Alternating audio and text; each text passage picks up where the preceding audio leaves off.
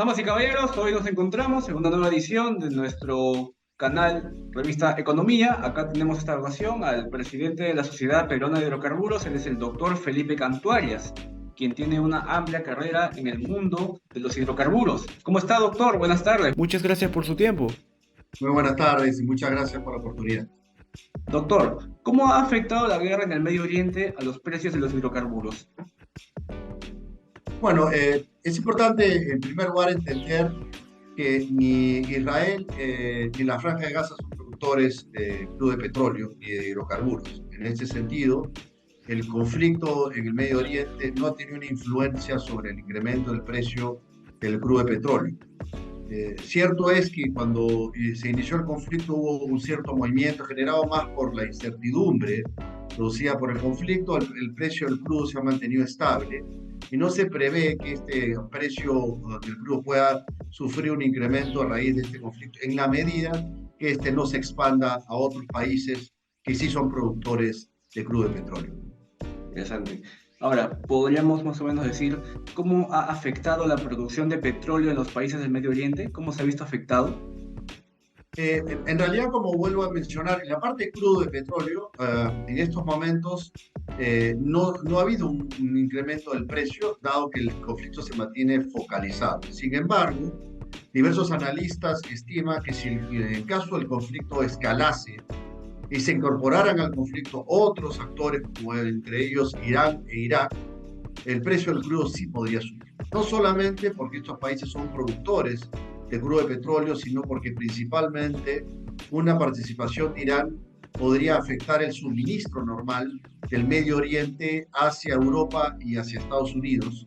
Y en ese caso sí se vería un movimiento del precio. Algunos analistas consideran que en caso Irán e Irak se involucren en el conflicto del Medio Oriente, el precio podría subir hasta 130, $150 el barril, lo cual para el Perú sería muy negativo, porque nosotros somos importadores netos de combustible. Es decir, nosotros en el Perú, para que tengas una idea, consumimos entre 250.000 y 260.000 barriles diarios de petróleo, pero solamente producimos el 25%. Esto quiere decir, importamos el 75% de las gasolinas y el diésel que consumimos.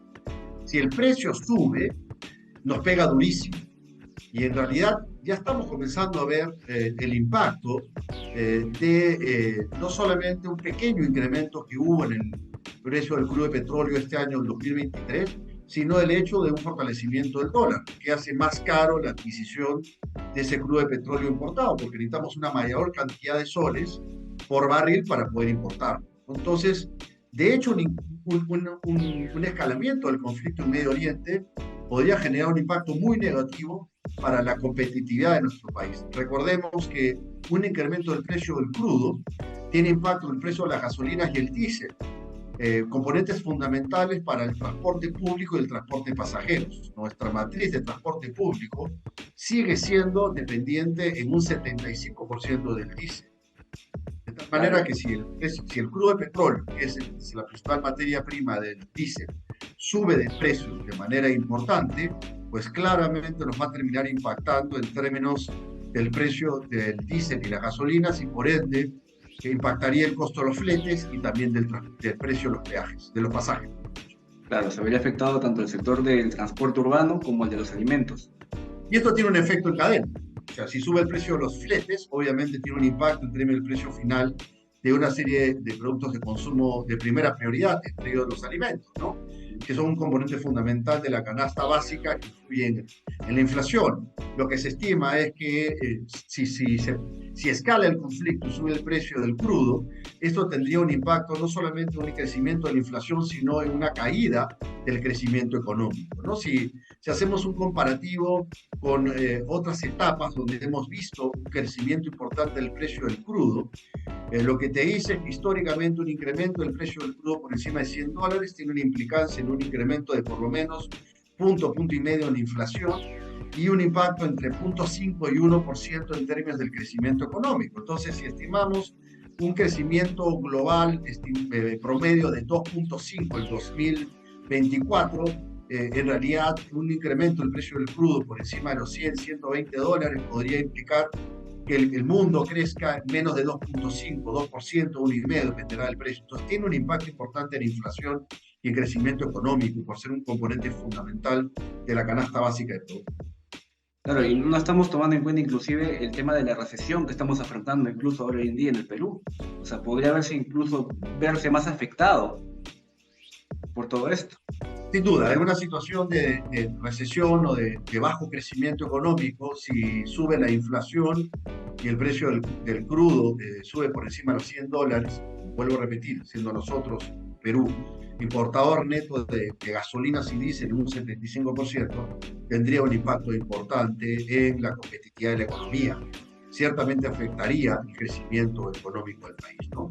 Esto nos lleva, Richard, a un punto bien importante que tiene que ver con la necesidad de acelerar la transición energética. O sea, el Perú no puede seguir dependiendo del crudo de petróleo, que son combustibles fósiles, diésel y gasolina. Tenemos que migrar nuestra matriz energética hacia otros tipos de energías que son más amigables con el ambiente y que además producimos al 100%. Me refiero principalmente al gas natural. La buena noticia dentro de este contexto complejo, Richard, es que el gas natural no va a sufrir ningún incremento de precio, así escala el conflicto en el Medio Oriente. Y la razón es muy sencilla. Nosotros producimos el 100% del gas natural y adicionalmente el gas natural tiene precio regulado. Entonces, una buena noticia para todos los taxistas y para todo el transporte público que utiliza gas natural vehicular es que ellos no van a tener ningún impacto en el precio del gas natural vehicular. Este va a seguir siendo 90% más barato que el diésel y las gasolinas. Eso ha llevado a que claramente el mensaje del gobierno de acelerar la migración de los vehículos a diésel y gasolinas a gas natural vehicular haga mucho sentido. Definitivamente, si nuestra matriz de transporte público migrara a gas natural vehicular, hoy no estaríamos hablando del impacto del incremento del precio del crudo por los conflictos de medio ambiente, Richard, porque sería irrelevante para nuestra matriz de transporte público. Ya que hablamos del gas natural, doctor, mucho también se habla en Europa del cambio a las energías de litio, ¿no? De baterías de litio, energías eléctricas. O sea, ¿usted ve que el gas natural puede ser un gran competidor a estas energías eléctricas de motores eléctricos que tanto quieren impulsar desde allá en Europa, en el viejo continente? A ver, Richard, cuando hablamos de la transición energética, realmente en el Perú nos estamos refiriendo a reducir la dependencia en diésel y las gasolinas y tener una mayor participación de gas natural. La transición energética en el Perú tiene un nombre, se llama gas natural. Sustituir diésel y gasolinas a la mayor cantidad de gas natural. Y luego complementar nuestra matriz energética con otras energías. GLP, que producimos al 70%, que viene del líquido de camisea, energías renovables que van a tener un rol complementario, hidrógeno y litio y electromovilidad. Pero lo que es importante entender es que el gas natural es la energía más importante de la transición energética. Va a tener la mayor preponderancia. Hoy ya lo tiene en el grid eléctrico. O sea, de la generación eléctrica, hoy el gas natural es del 60%. Y puede seguir siendo mayor. Recordemos que nuestra generación eléctrica está compuesta por gas natural, generación hidroeléctrica, es decir, agua, y energías renovables, y algo todavía de diésel y de carbón, ¿no es cierto? Pero menor participación. Pero el gas natural en el Perú va a ser la líder de la transición energética. Y por eso que es tan importante acelerar la masificación del gas natural, que nosotros producimos el 100% del gas natural. Lo que es importante mencionar es que en el caso peruano, a diferencia quizás de otros países en la región, sí vamos a poder tener una matriz energética bastante balanceada, porque tenemos gas natural, GLP, que va a ser una energía complementaria, energías renovables, y también tenemos litio y tenemos hidrógeno, ¿ok? Pero cuando tú hablas de electromovilidad, es importante tratar el tema con extremo cuidado, que veo mucho entusiasmo con la electromovilidad. En realidad, en el Perú, nuestra matriz de transporte público debe migrar ya a gas natural vehicular. La electromovilidad es un mercado nicho muy chiquitito, pero muy chiquitito, de vehículos caros. Entonces sí hay que hacerlo para complementar, para tener un portafolio. Pero para que quede claro, Rich, transición energética en el Perú significa acelerar la masificación del gas natural. Que el gas natural llegue a la mayor cantidad de domicilios donde es económicamente rentable. Ese es otro tema importante. No se trata de acelerar la masificación por acelerar. Hay una serie de regiones donde, por ejemplo, hay una baja densidad poblacional que no hace sentido llegar al gas natural. Ahí tienes otras energías complementarias como el GLP, que son mucho más eficientes. ¿Ok? Entonces, el Perú tiene la gran ventaja de que puede tener una matriz energética súper balanceada y definir cuál es la energía más eficiente para cada una de las regiones. De esa manera podemos garantizar la competitividad económica del país y la productividad. O sea, la gran ventaja del Perú es que puede seguir siendo competitivo a nivel internacional. Pero hay una preocupación. Estamos demorados en el proceso de toma de decisiones. Necesitamos que ya se tomen las decisiones. Y este gobierno necesita tomar las decisiones que se caen de maduras. Ya no hay necesidad de ningún diagnóstico. Está claro que necesitamos ya decidir el cambio de la matriz de transporte público a gas natural vehicular. Richard, o sea, te doy 3 datos para que veas que se cae maduro el tema. Gas natural vehicular, como te dije, lo producimos al 100% y tiene precio regulado. Entonces, ¿qué pasa si migramos nuestra matriz de transporte público, todos nuestros camiones de carga y todos nuestros buses a gas natural vehicular?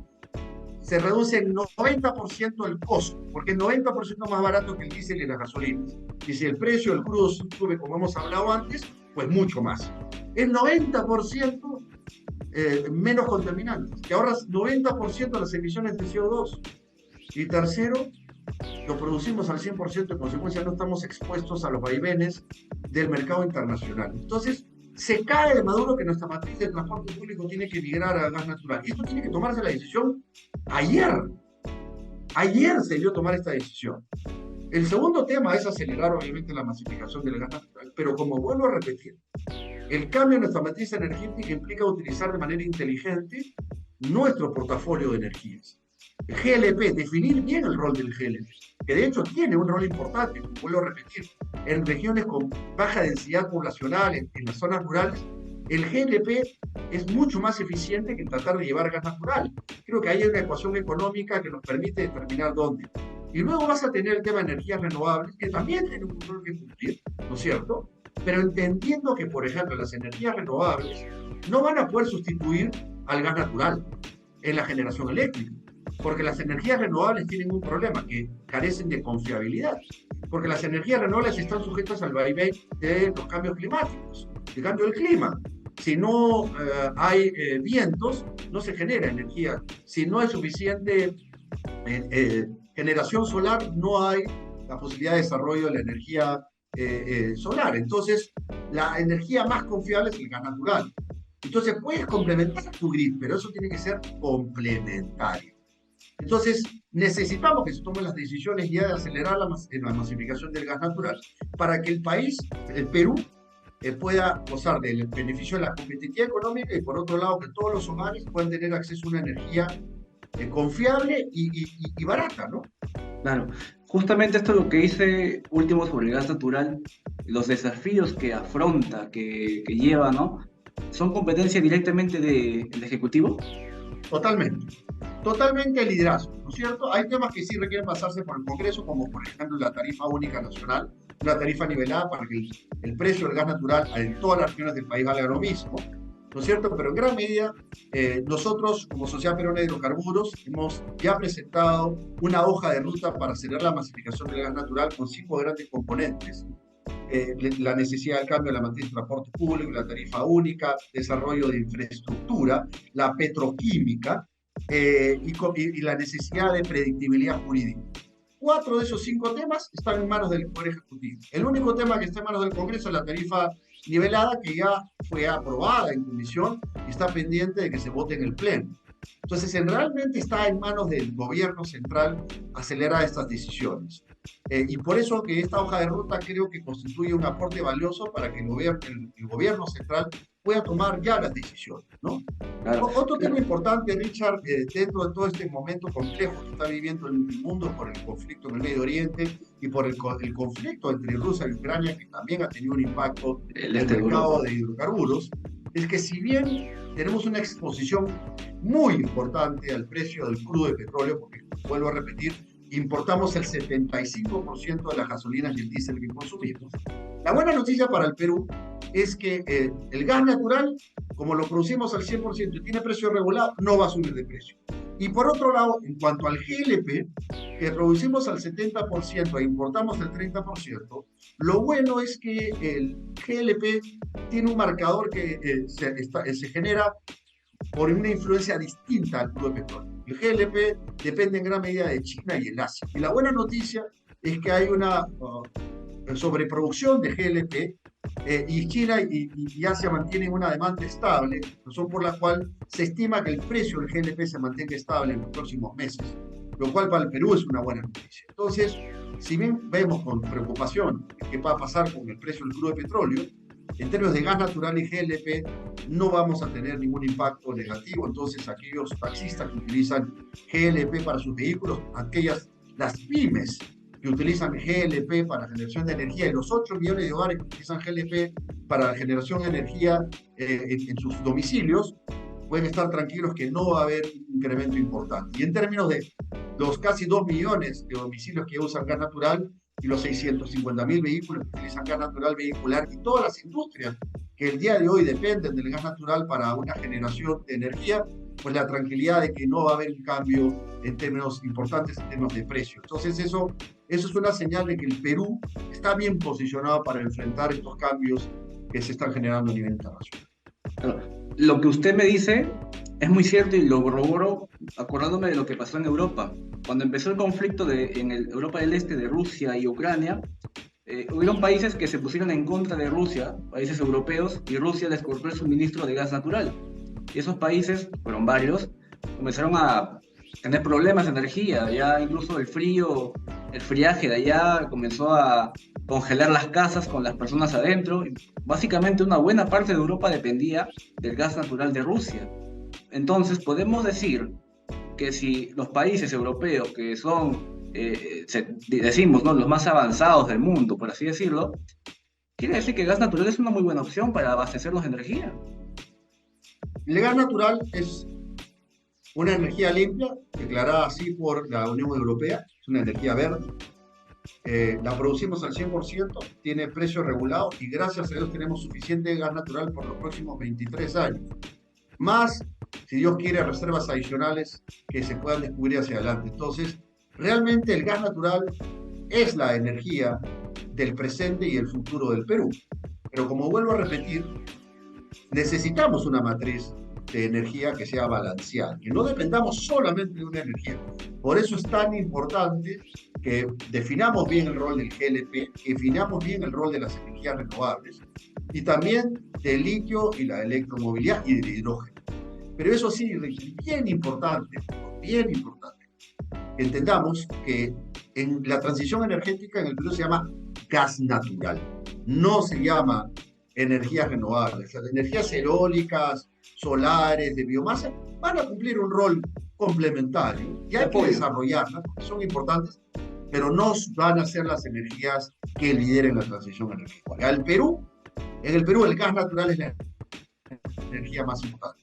Y creo que con eso no estoy subestimando ni nada de otras energías. Lo que estamos diciendo es que, siendo el gas natural la más importante, pues tenemos que poner todo nuestro esfuerzo en tomar las decisiones clave. Entonces vemos con preocupación que, por ejemplo, en el Congreso se privilegia el debate de las energías renovables y la electromovilidad por delante de las decisiones sobre gas natural. Creemos que eso es un error conceptual. Es no entender que la transición energética implica gas natural. Entonces tenemos que movilizarnos, Congreso, Gobierno Central y todos los actores, a tomar de una vez las decisiones para acelerar la llegada del gas natural a nuestra economía y a nuestros hogares. Como vuelvo a decir, hay que decidir ya el cambio de la matriz de transporte público, hay que aprobar la tarifa nivelada por parte del Congreso. Tenemos que acelerar ya las inversiones en infraestructura de ductos, tenemos que impulsar la petroquímica. Necesitamos trabajar, los peruanos no podemos seguir esperando las promesas del gas natural. Esto tiene que llegar a nuestra gente, pero como digo, de manera inteligente y planificada. No se trata tampoco de acelerar la masificación del gas natural de manera loca, y llevar gas natural, invertir millones de dólares en infraestructura de ductos en aquellos sitios donde no va a ser rentable. Para ahí tenemos otras energías que van a poder ser más eficientes. Entonces, estamos en una muy buena posición, pero tenemos que ser en este momento inteligentes para aprovechar que el Perú sí va a contar con una matriz energética balanceada. Ya quisiera cualquier otro país, Richard, tener el beneficio del PNU, de tener este portafolio de energías que nos permiten garantizar que a futuro vamos a poder seguir siendo competitivos. Sobre todo para concientizar a la gente, a la población, de que ese es el futuro, no como por ahí ciertas entidades, ¿no?, que vienen de afuera muchas veces estas modas, ¿no?, de querer transicionarnos a una energía eléctrica, 100% eléctrica, cuando sabemos que esta producción de baterías de litio con las cuales se abastecen estos sistemas eléctricos, la producción de estas baterías es totalmente desastrosa, contamina muchísimo más que cualquier otro tipo de energía, y encima es poco rentable porque la capacidad de duración de dichas baterías es corta. Por lo tanto, termina siendo más contaminante y más costoso de mantener a largo plazo. Y Hay podemos debatir mucho el tema. Nosotros en la Sociedad Peruana de Hidrocarburos creemos que más bien tenemos la gran oportunidad de tener una matriz energética diversificada con varias energías, liderada por el gas natural, y que hay espacio para todos. Aquí no estamos en competencia ni tampoco estamos para excluir una y otra. Yo creo que el Perú tiene la gran ventaja de poder definir el rol de las diferentes energías, ¿no? Como por ejemplo, como te digo, por ejemplo, cuál va a ser el rol del hidrógeno, el rol de la electromovilidad, el rol del litio y obviamente el rol de las energías renovables, del GLP. Cada una va a tener un espacio importante. Y creo que lo que tenemos que hacer es, en lugar de que traten de generar un conflicto, como que el gas natural está contra el GLP o está contra las energías renovables, todo lo contrario. Son energías complementarias y claramente necesitamos encontrarle su rol. Esa es una buena planificación. Si nosotros como peruanos aprovechamos esta coyuntura para definir bien la transición energética, vamos a ser los grandes ganadores en la región, ¿no? Ojo que además, Richard, cuando hablamos de la transición energética, estamos diciendo que vamos a ir sustituyendo progresivamente al diésel y a la gasolina. Ahora, eso no va a ocurrir de un día para otro, ¿no? Eso también para que todos tus televidentes entiendan de que la transición energética implica una serie de cambios profundos. Toda nuestra logística y todas nuestras estaciones de servicio al día de hoy están preparadas para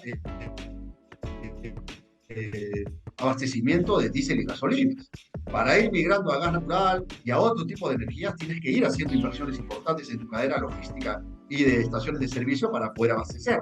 Cuando la gente habla de temas como, por ejemplo, la electromovilidad, yo digo que sí, creo que hay dos electrolineras. O sea, pongámoslo en perspectiva, ¿no? Como te digo, hay que saber entender. En realidad, el Perú va a necesitar un cambio profundo que toma tiempo. O sea, cambiar, por ejemplo, tu matriz de transporte público no va a ocurrir de un día para otro. No vas a sacar todos los vehículos de gasolina y diésel de un día para otro.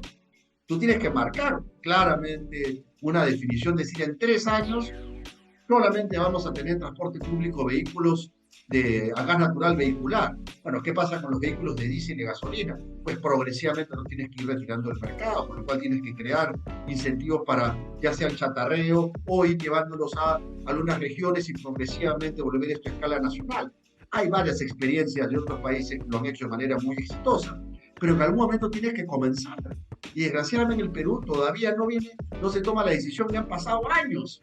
¿Y qué pasa, Richard? Que todo el mundo con justa razón dice, oye, un momentito, el Perú se ha comprometido a una reducción de 30% de sus emisiones de CO2 al 2030 y no vemos nada. Y la principal forma de reducir las emisiones de CO2 es cambiando la matriz de transporte público. Sin embargo, no vemos las decisiones. Y vuelvo a repetir, ya el diagnóstico está claro y la solución también. ¿Qué es lo que está faltando? Liderazgo político. Liderazgo político que no hubo en los gobiernos anteriores y que le estamos pidiendo a este gobierno que tome ese liderazgo político y que no demore más la decisión del cambio de la matriz de transporte público, de acelerar la masificación del gas natural, porque ese es un derecho que tienen todos los peruanos a usar de esta energía que es de los peruanos, porque es una energía que producimos al 100%, que tiene precio regulado y que los peruanos tenemos el derecho que nos ayude a reducir nuestros costos. Mira, es tan impactante la reducción de costos cuando migras a gas natural que no resiste análisis. Hemos hecho algunos cálculos. Por ejemplo, un taxista, para que tengas una idea, un taxista, que el día de hoy tiene un taxi a gasolina, pero es un taxista que tiene su taxi a gas natural vehicular. El de gas natural vehicular le cuesta 90% menos. ¿Qué significa esto en dinero? Si los dos recorren 120 kilómetros diarios, el que tiene gas natural vehicular se lleva a su bolsillo entre 1.000 a 1.200 soles mensuales más. O sea, estás hablando de que se lleva 12.000, 15.000 soles de ahorro al año un taxista que tiene gas natural vehicular. Si además el precio de la gasolina sube, este ahorro va a ser muchísimo mayor. ¿No es cierto? Entonces, es un beneficio al bolsillo de los peruanos. Lo mismo en el caso de una casa que tenga, pues, que tenga su cocina, que tenga su terma, tenga un calentador. Estás hablando de que pagar entre 80 a 100 soles va a pasar a pagar 20 soles. O sea, es un ahorro sustancial para los hogares peruanos, principalmente para las familias más pobres de nuestro país. Entonces, en realidad, esto no resiste análisis. Necesitamos acelerar la masificación del gas natural, lo que implica acelerar la transición energética. Claro, sobre todo en este panorama de recesión económica, ¿no? Ya recién declarado, O sea, aceptado. ahora más que nunca que tú le digas a una familia, oye, voy a dar un ahorro de 60 soles en el costo de energía, te va a decir dónde firmo, ¿no? ¿Dónde firmo? Claro, claro. Y ahora, si nos pusiéramos un poco drásticos o extremos, ¿no? Si hubiese un panorama en el que los precios del crudo de petróleo en la actualidad subiesen tanto como para ser impagables como producto de un recrudecimiento de la guerra, y por ende tuviésemos que abastecernos con nuestras reservas nacionales, ¿por cuánto tiempo nos podría durar dichas reservas de manera sostenible? A ver, como mencioné antes, nosotros producimos solamente el 25% de los combustibles que consumimos. Sí, ¿no? Y tenemos una autonomía entre 15 y 21 días. ¿Cierto? Frente a la situación de un potencial riesgo, podemos incrementar eso a unos 30 a 40 días. Pero no tenemos más reservas porque no producimos. O sea Lo que, increíble es que nosotros, en la década de los 70, inicia de los 80, producíamos más de 200.000 barriles diarios. Hoy producimos 45.000. Tenemos reservas, pero no las ponemos en valor por políticas equivocadas del pasado. Hay cosas increíbles, como en el pasado, autoridades que mencionaban que el Perú les salía mejor importar que invertir en industria de petróleo. Gravísimos errores de política pública en el pasado que las estamos pagando el día de hoy. Entonces, Richard, estamos totalmente expuestos frente a una situación de un escalamiento del conflicto internacional que afecte no solamente el precio, sino principalmente el abastecimiento. Abastecimiento. Si es que no haya crudo, el Perú tiene una exposición de riesgo importante. Okay. Después de 30, 40 días podemos quedar sin crudo para abastecer, y entonces ahí lo que te queda es acelerar el cambio de la matriz y migrar al gas natural que producimos al 100% y que no dependemos de nadie. Ese proceso no va a ocurrir de un día para otro, pero es hacia ahí donde deberíamos ir. entonces la decisión de transicionarnos a gas natural y esas energías alternas al petróleo, al crudo, es crítico y es necesario que se vea ya. Si nosotros queremos garantizar nuestra seguridad energética, tenemos que acelerar la transición energética hacia gas natural ya. Con eso Entonces, no estaríamos preocupados en este momento, Richard, lo que está pasando en el conflicto en Medio Oriente. No tendríamos esta conversación porque no sería relevante para el Perú, porque el Perú no dependería de la importación de combustibles, ni gasolinas ni diésel, porque en el Perú nuestra matriz energética estaría liderada por el gas natural a nivel de transporte público, a nivel de electricidad, a nivel de los hogares, complementado por el GLP. Recordemos que el GLP en el Perú, 70% vienen de los líquidos de camisea, o sea, viene del gas natural. O sea, que también nos daría la tranquilidad a nivel del GLP. Entonces, como te digo, la tranquilidad, y el hidrógeno se podría producir con generación de gas natural, que es una energía verde. O sea, realmente el gas natural nos permite sustituir totalmente nuestra dependencia al diésel y la gasolina. Claro. Muy bien, muy interesante de verdad todo lo que nos ha comentado, doctor Cantuarias. Nada más, bueno, me quedaría con eso de que la transición a gas natural es inminentemente necesaria hoy en día y los poderes del Estado, poder legislativo y ejecutivo, deben tomar nota de esto para tomar decisiones mucho más inteligentes en pos del bien de la ciudadanía. Así que con esto nos quedamos el día de hoy. Este fue el doctor Felipe Cantuarias, él es presidente de la Sociedad Peruana de Hidrocarburos y le agradecemos enormemente su disponibilidad para esta entrevista el día de hoy. Señor, muchas gracias por su tiempo, de verdad sabemos que es un hombre muy ocupado y esperamos tenerlo nuevamente en nuestro canal para poder seguir hablando de estos temas tan importantes que al Perú, de verdad, hoy en día tanto la quejan. Encantado, muchísimas gracias por la entrevista. Muy buenas tardes. Señor, muchas gracias, buenas tardes. No te olvides de dejar tu like y suscribirte a tu canal, Revista Economía, para no perderte de las últimas tendencias del mundo empresarial y financiero.